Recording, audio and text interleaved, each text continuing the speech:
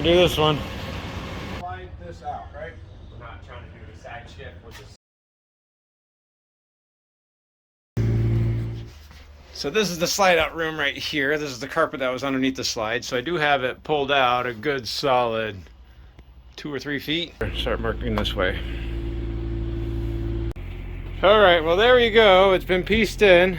All right, with that cleaned up, now I just have to slide the room back in, hook it back up. Well, gotta say that's pretty disappointing. So I feel like it's my greatest fear is that I have to pull the slide out again and readjust this carpet bar.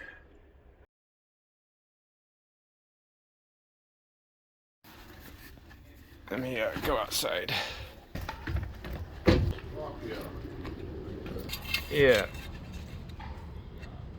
It's not a big difference, but the carpeted block is probably a good 1/4 inch thicker than that one, which might be causing my problems. Oh, I'm gonna get this one pulled out. All right, well here's the new plan. I'm gonna make 2 carpeted guides that are about 3/8 instead of this 3/4. We'll make it out of plywood. That way, when screws go through it, it has less tendency to shatter on plywood than wood. But I'll make about half as wide, just like Winnebago had. So let me just rip all that down and rebuild it real fast, and we'll see what we got.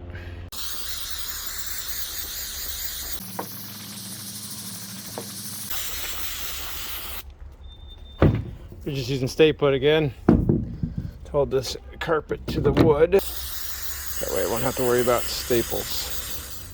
I think I said I was gonna make 2 of these, but maybe the one will be just fine. Maybe 2 is unnecessary. That way he's not making a high point in the middle. Alright, so I just drilled some holes for the screws to go through, then I'll countersink those holes. So again, we want to make sure the head of the screw is countersunk and not getting dragged across the flooring, since this is what's supporting the, I'm going to keep the slide from hopefully damaging the flooring too much.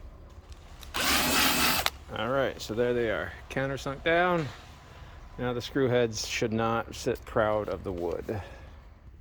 Alright, so we're just putting these 1-inch tapered screws in to hold that in. It doesn't require too many. Just have a few more to go. Alright, there we go. It's installed now. Let me get my flashlight up from underneath there. I just have to pick my blocks out from underneath.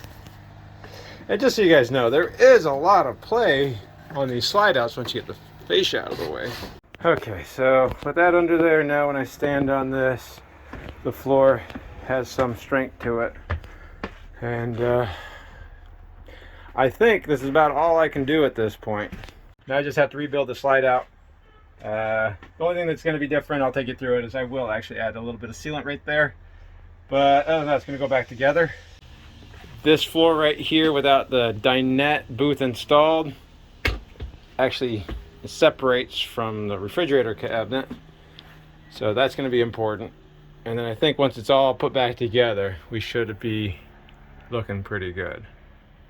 I already feel like this video is running way too long. Let's go ahead and retract it one more time.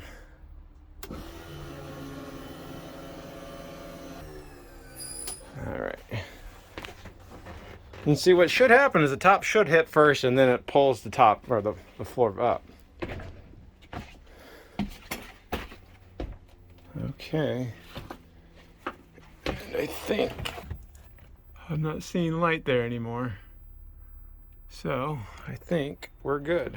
Not vital to know, but I will be using just standard home silicone for the seal. If you guys remember, I want to put a bead right here to kind of discourage water from getting inside all of this. But rather than putting it on the sidewall, because that'll make a mess, all I have to do is put it on the outside right here, or the inside. You can kind of see a little bit of seal was put there before, but didn't do very well. So I'll just put a nice bead along that inside edge right there, and then put it on, screw it on. I need a really heavy bead, but a decent bead will be fine.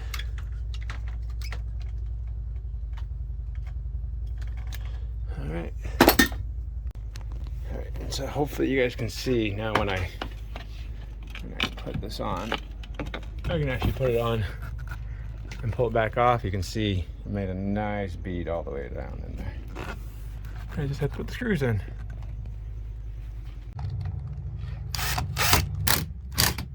Okay, and with that, that one's on now. I'll just basically do the same thing on the top one and the side one over there. But I will put an additional big glob right there at the corner to, you know, discourage water. All right, I'm almost getting there. Just got the compartment hangers put back on. Well, I fed back through there. Put the nut on real fast. I put all my compartment hanger supports back on, including the wire support. And then I think we'll be ready to go one more time. Still have a little bit of trim to put on, and that pantry I have to put back in still. So let's go ahead and retract it.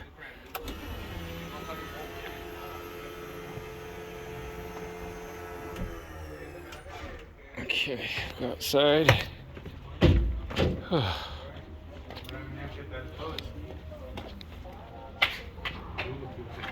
It's looking pretty good. Go over to this side. This is looking a lot better. Look at that, the gap's gone. Haven't even put the topper on yet. And that'll even pull the top up back a little bit more with the topper. So I think we're looking good. I just have to finish it, button everything up. All right, topper's back on. Let's run this thing in and put that antibella thing on, and it'll be done. All right, well, there's the antibella arm now. It's not hitting up against the sidewall when it retracts. The idea is if the wind would get underneath it, it would unwind, and then this would actually engage and hit the wall and keep it from unwinding anymore. That's its whole purpose. Usually about 1 or 2 o'clock's about right. But put the screw in the rail right there to keep the fabric from moving, and this job's done. But I won't lie, that was an awful lot of work just to try to get, I don't know, what are we calling that about? There's about a 1/2 inch to 1 inch gap between the seal and the sidewall. But we got it done. It was a lot of work, but it's done. And of course, don't worry, I'm getting this trim back on. I just did not have my nail guns with me. So luckily that snot tape holds it pretty well. And I'm just going to be using pin nailers because they hide the screw a little bit better. They hide the hole a lot better than brad nails. Okay, so that part's done. Last thing I have to do is put the pantry back in. That won't be too difficult, but we're done. Whew, okay. All right, guys, so there you have it. Quite a bit of work. Let's see, there's been about 2 full days of work on this 2002 Winnebago Journey to fix the slide out issue, put the flooring down. I think most of that slide out issue was caused by, unfortunately, changing out the flooring. And it's just a lot of re-engineering. It's easier to stick with what the manufacturer went with. I do know the other issue is going to be the slide out right there, or that cylinder right there. I just have to send it out for repair. I'm sure it'll be a few weeks before that's done, but whew, I'm a little tired, guys. I got to finish cleaning up, and thanks a lot for watching. Well, as an addendum to this video, I could not find anybody to rebuild this slide out cylinder, but they recommended me where to get the parts from. So I got seals. So hopefully the new seals will do the trick. I think they're all within this part right there. There's an O-ring, a wiper seal, and then 2 more O-rings on this side. So all 4. I don't know how I got stuck doing this. Well, there it is. I just had to tighten it up and I guess test it out. I think the right thing to do would be to replace the cylinder personally. It's hard for me to guarantee anything about this, but HWH doesn't want to, I guess, provide the parts, so there's only so much I can do. See if this helps. But look, the new wiper seal is yellow instead of black. I got that cylinder rebuilt. Let's go ahead and put it back in. I don't know if I'll show the whole procedure. It's just going to be going back inside in the bed, putting it back on. Pretty simple. Alright, so I got the cylinder back in there on the plate. Just tighten up these two bolts for the plate. Or the two nuts. I just have to tighten up the nut for the cylinder and hook up the lines. I'm gonna do that real fast and then we'll almost be done. It's getting pretty late. It may not look like it, but it is. So I'm just gonna go ahead and finish tightening this up.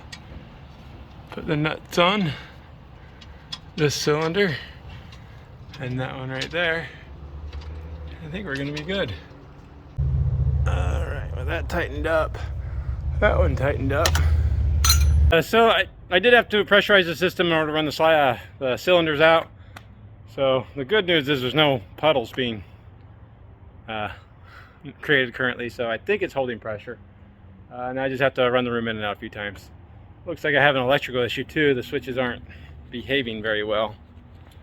Usually it's indication of a bad ground, but I don't know. But it is back in there. Not leaking there. I have to put the bed down so I can operate the slide.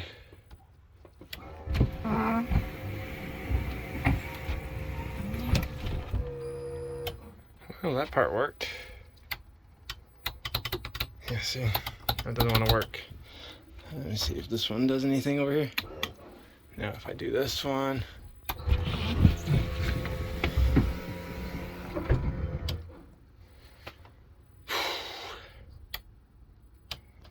It's another problem I didn't need right now.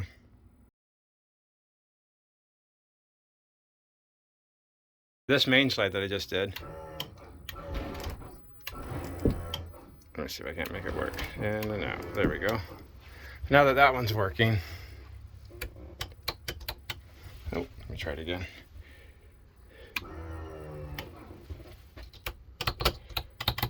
No, that one doesn't want to work. Might just be a bad switch.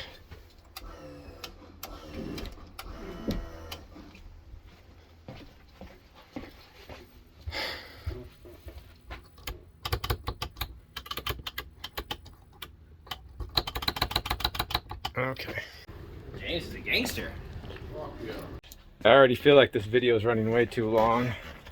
I'm not going to make a part 3, so let's hopefully just cut it back to where we're almost done.